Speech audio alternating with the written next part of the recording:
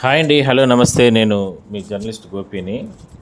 అయితే ఈ ఆటో డ్రైవర్లకు సంబంధించి ప్రభుత్వం రేపు డబ్బులు విడుదల చేస్తుంది కాబట్టి దీనికి సంబంధించి ఆల్రెడీ ప్రాసెస్ అంతా కంప్లీట్ అయిపోయింది.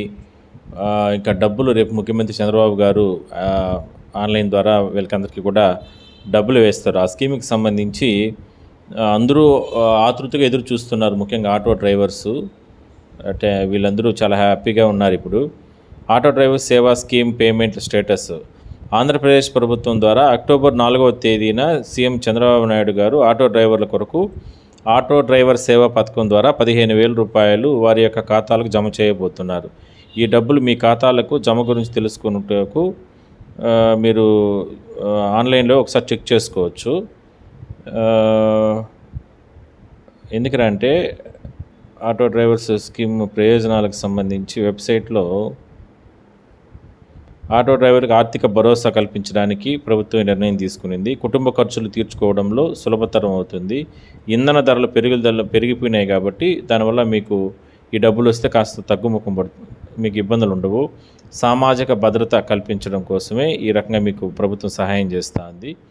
అయితే మీరు ఆన్లైన్లో వెబ్సైట్లోకి వెళ్ళి కానీ చెక్ చేసుకోగలిగితే కనుక స్కీమ్ కేటగిరీ నందు ఆటో డ్రైవర్ల సేవా స్కీమ్లో ఆటో డ్రైవర్ సేవా స్కీమ్స్ ఎంచుకోండి. ఆన్లైన్లో వెళ్ళినప్పుడు ఇయర్ కేటగిరీ నందు 2025-26 ఎంచుకోండి.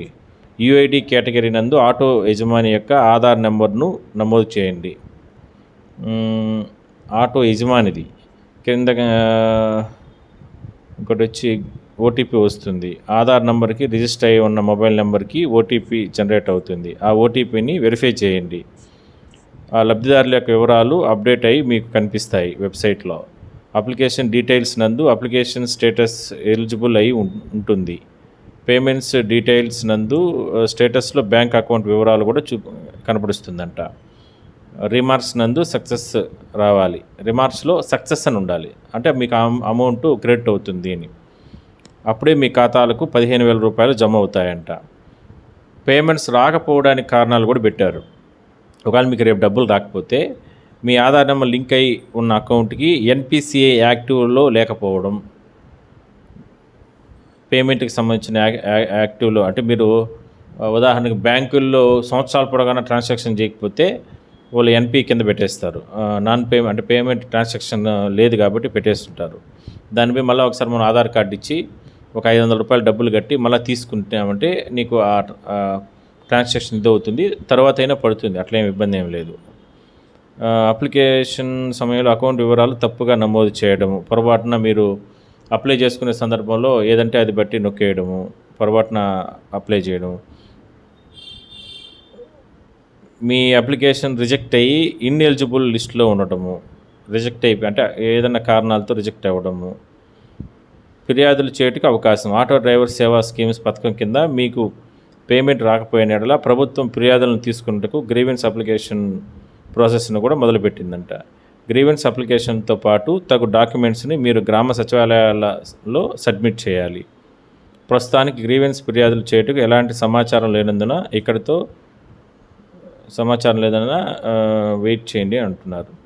అంటే మీకు ఏమంటే అంటే రేపు డబ్బులు పడతాయి కాబట్టి ఒకవేళ డబ్బులు పన్నోళ్ళు డబ్బులు రానోళ్ళు ఈ ప్రాసెస్ ప్రకారం మరోసారి మీరు గ్రామ సచివాలయాల వద్దకు వెళ్ళి అక్కడ మళ్ళీ ఒకసారి మీరు రీఅప్లై చేసుకుంటే కనుక ఆ సమస్యను అంతా కూడా వెరిఫై చేసి మొత్తం తీసేస్తారు. సో మొత్తం మీద దీన్ని జాగ్రత్తగా మీరు ఈ అవకాశం ఉపయోగించుకోండి. ఎట్టి పరిస్థితుల్లో కూడా మిస్ చేసుకోబాకండి. ఎందుకంటే 15,000 రూపాయలు అంటే ఇప్పుడున్న పరిస్థితుల్లో ఆటో డ్రైవర్స్కి చాలా ఉపయోగకరంగా ఉంటుంది. కాబట్టి మీరు ఎట్టి పరిస్థితుల్లో కూడా ఒకవేళ రాని వాళ్ళు కూడా ఒకవేళ రేపు చూడండి, ఆల్రెడీ లిస్ట్ ఇవాళ ఆన్లైన్లో చెక్ చేసుకుంటే మీకు తెలిసిపోతుంది.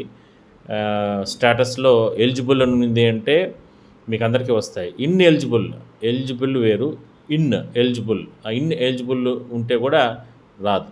మరి ఎందుకు రాదో ఏందనేది కూడా మీకు మీ ఆధార్ నెంబర్ అవన్నీ కొడతాను తెలిసిపోతుంది. బట్ మీ సేవలు కానీ ఆన్లైన్ ఇంటర్నెట్ షాప్స్ కాదు కానీ ఇలాంటివి మీరు అక్కడ పోయి చెక్ చేయండి.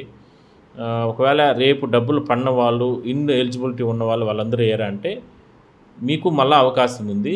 మీరు మళ్ళీ రీఅప్లికేషన్ పెట్టుకోండి. సచివాలయంకి వెళ్ళి ఆధార్ కార్డు, డ్రైవింగ్ లైసెన్సు ఇట్లా వీటన్నిటిని కూడా మీరు అక్కడ కానీ ఇవ్వగలిగితే కనుక మరోసారి వాళ్ళు అప్లై చేస్తారు. ఖచ్చితంగా అమౌంట్ అయితే వస్తుంది.